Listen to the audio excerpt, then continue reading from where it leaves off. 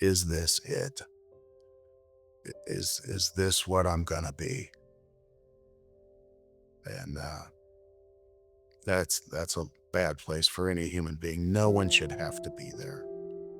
We moved from Wichita to Olathe in, let's say, 97.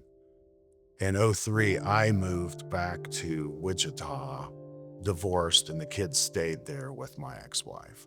And I would see them very infrequently. So '05, my folks had said, "Man, we tried, and you know, you we've learned about enabling, and we're sorry, we love you, and it sucks for us. Well, we got to let you go, and you can't come over." So by '05, everyone was gone. I didn't have anybody in my life that I knew. So the before kind of looked like the typical Beaver Cleaver story.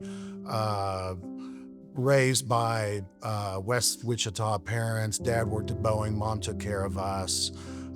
Public schools, um, white picket fence, dog, like he just came out of like a sitcom.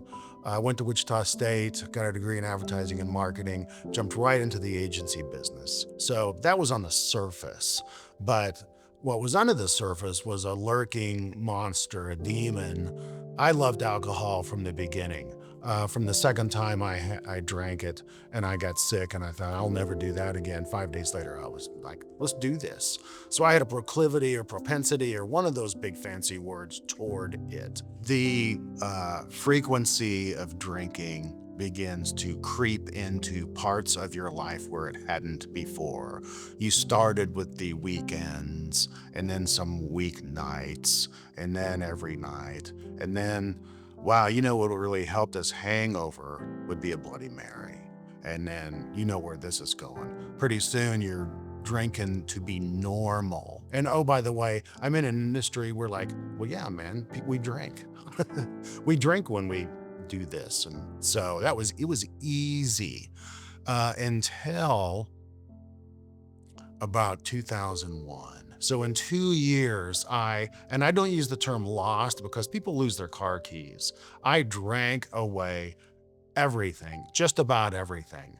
And that included, wife, job, kids, money, investments. It was all, I just let it all go. Friends, family, acquaintances. And that happened so quickly, it made my head spin. It's sort of a before, during, and after, because that there was a during on and off for about 5 years where I was indigent, couch surfing. It was either jails, institutions, or the streets. If the mission would take me when I was sober, I'd stay the night there. Other nights I stayed in an alley that was ironically across from an AA hall. Just south and east of downtown. A car when I had a car, and then that I drank that away. Um,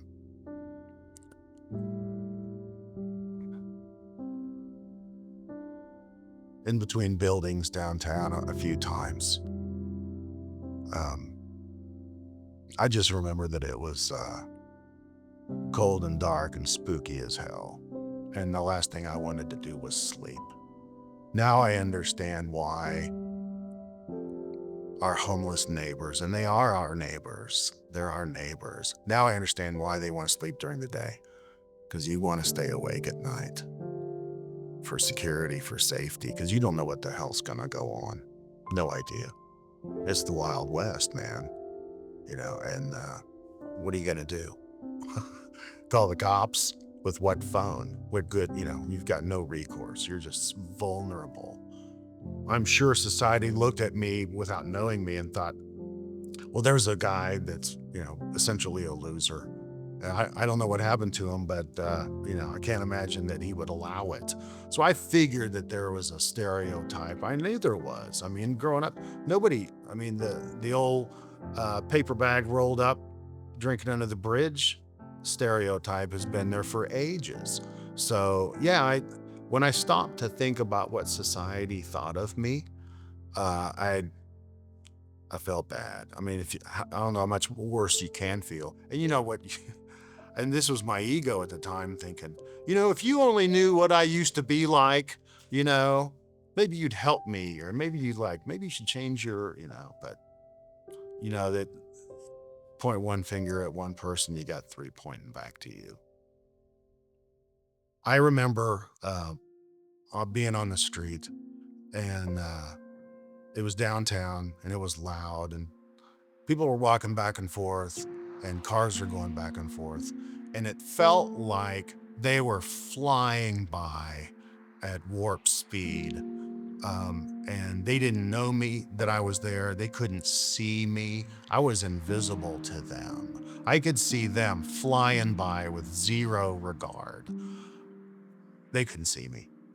I I was I didn't exist. And I've never felt so alone as I did that day.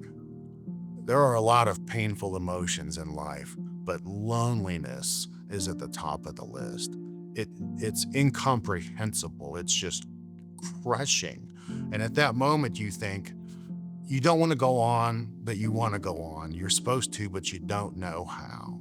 And you feel you're the shell of a person that you used to be. You're scared, you're confused, you've got so many emotions going on, you can't hardly stop your mind from whirling around, except that you're so full of fear that you can barely function, and you're froze. You're just froze up, and nobody can see you, because that's what your life has become. And you think, is this it? Is this what I'm gonna be? And that's a bad place for any human being. No one should have to be there. But '07 was when I really scraped bottom. I had been to St. Joe ER so many times that they wouldn't accept me. I walk out next door. When I was sober, I had some advertising clients. There was a doctor's office there. I went in. He immediately called the cops. They come. They run my tag or my ID. I had one at the time, and they two felony warrants for child support. So they take me away, and I spent a month in Johnson County. But before, the reason why I was at the hospital was because I needed a detox. And so instead, I got the detox uh, at the infirmary, I guess they call it, at Sedgwick County, with no meds at first. And out of that, I was going to die. And I said, God, if you're there, I need you. Um, and I've never felt so bad in my life. I'll never forget it, ever. I'll never forget it. I went to Humankind, which was at the time Interfaith Ministries. I went to the Lord's Diner. I went to ComCare. I went to Center of Hope. I went to SAC, the Substance Abuse Center of Kansas. And I'll bet there are others I'm not thinking of. So I went to them, the pantry for food, the furniture place. I sought them out. Well, not the furniture place. I was still on the street, right? Hey, I'd like a sofa for my alley. Um, can you deliver? Great. Oh, wait a minute. I'm not talking to you. I don't have a phone. I forgot. Anyway, I check into the fellowship club. I go down to Labor Ready, and Labor Ready thinks I'm a rock star, man, because I'm hungry.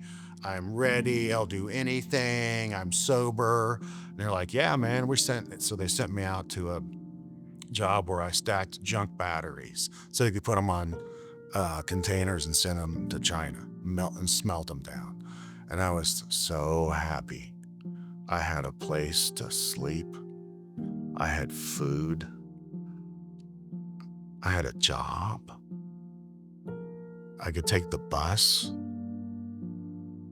Man, I thought I was living high on the hog, man, you know? And I was. I had everything I needed. And that's how the journey started. Got an apartment, my own place. My first night, I had nothing but a sleeping bag. And I'm in this it was so close to where I worked that my boss helped get me in it and said, I'll help you pay rent. It was a nice little 2 bedroom. And I slept on a sleeping bag. And that's all I had that first night. And I just laid that thing down underneath the thermostat, like, wow, a thermostat. And laid that sleeping bag out, and I laid down, and I remember it, man. I don't care if I would have had any furniture ever. That's all I needed. I was so happy, so grateful. What drives me now is knowing that It's unfair for anyone to have to experience that lifestyle. It's just unfair. And what a lot of people don't realize is they may be just a few bad decisions away from being dangerously close to that perilous cliff. Because, like I said, once you step up to that or past it, you don't know, and you're over it, man. You're there, and then the world is completely different. So a lot of folks don't realize uh, they're probably not as far away from that life as they think. You and I know that you can't teach care. You can't persuade someone to change their mind unless they're willing to do so, to persuade them to think another way, to suddenly have empathy or sympathy for something or someone where they didn't before. Something radical would have to change in their life, or they have to see something very differently suddenly. And that's not going to happen. For every person we house that was on the street, the community benefits X dollars falling into buckets like savings from emergency services, or the taxes they pay because now they have a job, or the various other things they consume, plus the things that they can buy, like whether it's rent or a cell phone. So you get them out of that and they're willing and they come in and do the deal. Everyone benefits. And suddenly there's one less guy or gal, right? For that dude that's not happy because he worked his ass off and thinks they should too, there's just one less of them. Can we wipe away the stereotype that these people are less than human? No, not entirely, which is tragic, but that's life. People just think that way and stick people in buckets. And it's horrible. I even do it, although I do it less than I used to, obviously, because of the dark times. So if that dude wants to think that, that's okay. I can't change his mind, and I'm not going to try. I'll share with him what we're doing and why. Then he draws his own conclusions and goes on, but at least maybe I planted a seed. Or maybe he's not as mean to this guy in the corner. Or maybe someday that guy in the corner isn't there. Maybe he's got shelter, man. Maybe he's sleeping on a sleeping bag in an apartment somewhere.